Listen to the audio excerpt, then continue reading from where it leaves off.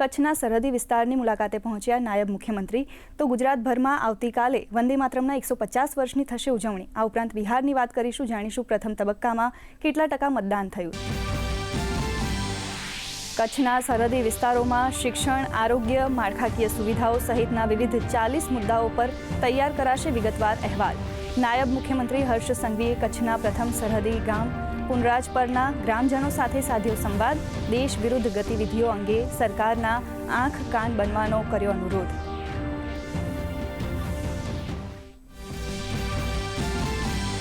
આવતીકાલે રાષ્ટ્રગીત વંદે માતરમના 150 વર્ષની ઉજવણી અંતર્ગત રાજ્યભરમાં સમૂહ ગાન અને શપથ કાર્યક્રમોનું આયોજન। રાજ્યની સરકારી કચેરીઓના સમયમાં કરાયો ફેરફાર। આવતીકાલે સરકારી કચેરીઓનો સમય સવારે 9:30 થી સાંજે 5 કલાક 10 મિનિટ સુધી રહેશે।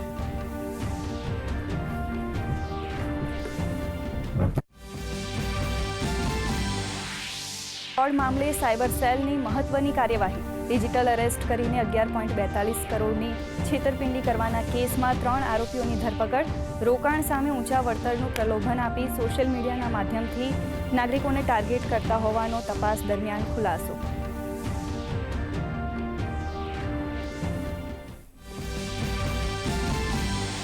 બિહારમાં પ્રથમ તબક્કાની 121 વિધાનસભા બેઠકો પર બપોરે 5 વાગ્યા સુધીમાં 60.13% મતદાન।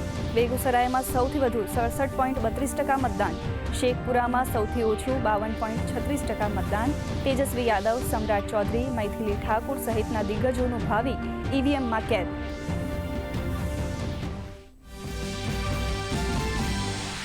બિહારમાં બીજા અને અંતિમ તબક્કાના પ્રચારે પકડ્યો વેગ। એનડીએ તરફથી પ્રધાનમંત્રી નરેન્દ્ર મોદી, અમિત શાહ, રાજનાથ સિંહ, યોગી આદિત્યનાથ સહિતના માંધાતાઓએ પ્રચારને આપી ધાર।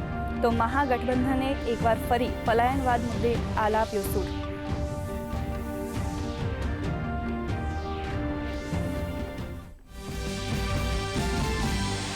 ભારતના દરિયાઈ સુરક્ષા માળખાને વધુ મજબૂત બનાવતું સર્વે જહાજ ઈક્ષક આજે નૌકાદળમાં થયું સામેલ।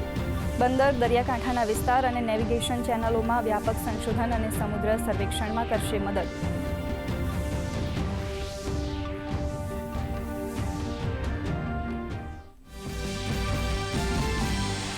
પાટણમાં સુપ્રસિદ્ધ રેવડિયા મેળાનો આજથી પ્રારંભ।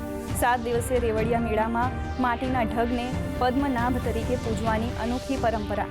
ઇકો ટુરિઝમ અને સ્પિરિચ્યુઅલ ટુરિઝમ તરીકે રેવડિયો મેળો પર્યટકોમાં હોટ ફેવરિટ।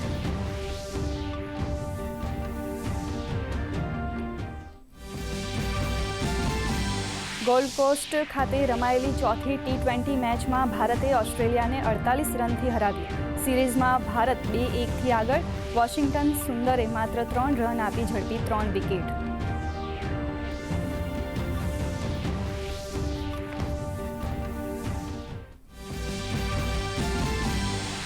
માવઠાથી રાહત બાદ ફૂલ ગુલાબી ઠંડી માટે રહો તૈયાર।